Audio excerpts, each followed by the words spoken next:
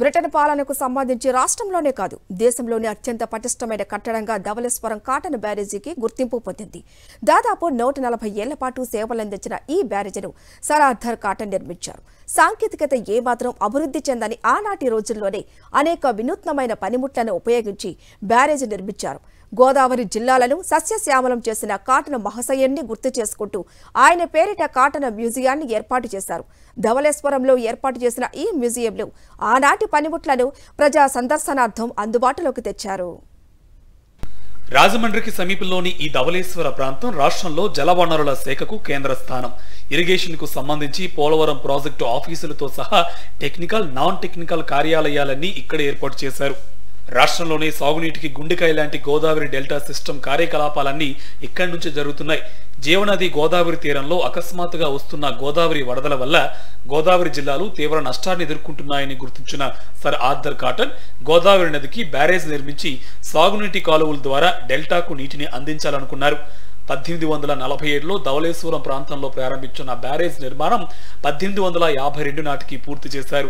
దీని నిర్మాణం కోసం 5 లక్షల రూపాయలు నిధులు అవసరమవుతాయని అంచనా వేసి ఆ మేరకు నిధుల్ని విడుదల చేయించుకునేందుకు కాటన్ ద్వారా ఎంతో శ్రమించారు.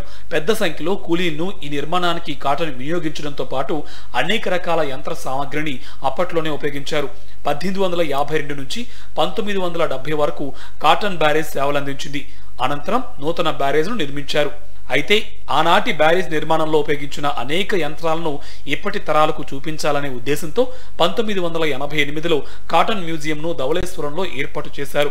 బ్యారేజ్ నిర్మాణంలో ఉపయోగించిన యంత్రాలను ప్రజా సందర్శనార్థం మ్యూజియంలో ఉంచారు.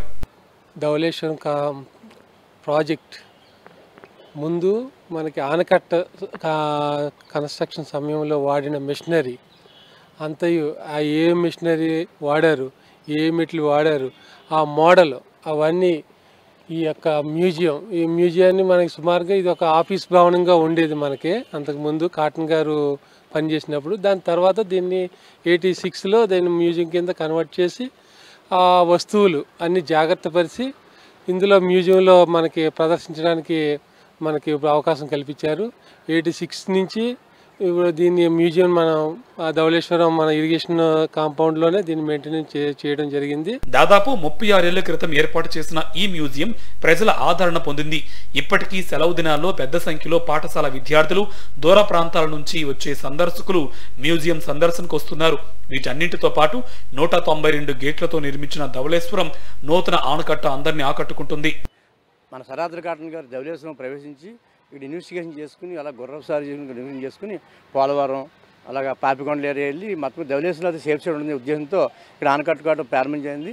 అప్పుడు చాలామంది రైతులు అన్నమ రామచంద్ర అని చెప్పేసి ఈ యొక్క పెట్స్కి చాలా ఇబ్బంది పడిపోయారు. అలా యొక్క బాధ చూసి గవర్నమెంట్కి లెటర్ రాసి ఇమీడియట్గా ఇక్కడ ప్రాజెక్ట్ అవసరం అని చెప్పేసి ఆనకట్టు కట్టడం స్టార్ట్ చేశారు. స్టార్ట్ చేస్తుండగా ఇక్కడ 10 లక్షల ఎకరాల ఆయకట్టుకి మనకి సురక్షంగా పండించుకోవడానికి రైతులకి విధంగా ఏర్పాటు చేయడం జరిగింది. అప్పుడు ఏవైతే మెటీరియల్ వాడారో ఆ మెటీరియల్ అంతా కూడా మనకి మ్యూజియంలో భద్రపరచడం జరిగింది. ఎంతోమంది విదేశీ వస్తువులు వస్తారు, మామూలుగా పొలిటికల్ లీడర్స్ వస్తారు, మామూలుగా పెద్ద పెద్ద ఐఫీసర్స్ వస్తారు, రాష్ట్రపతి, ఉపరాష్ట్రపతి ఎప్పుడైనా వచ్చినప్పుడు విజిట్ చేస్తుంటారు.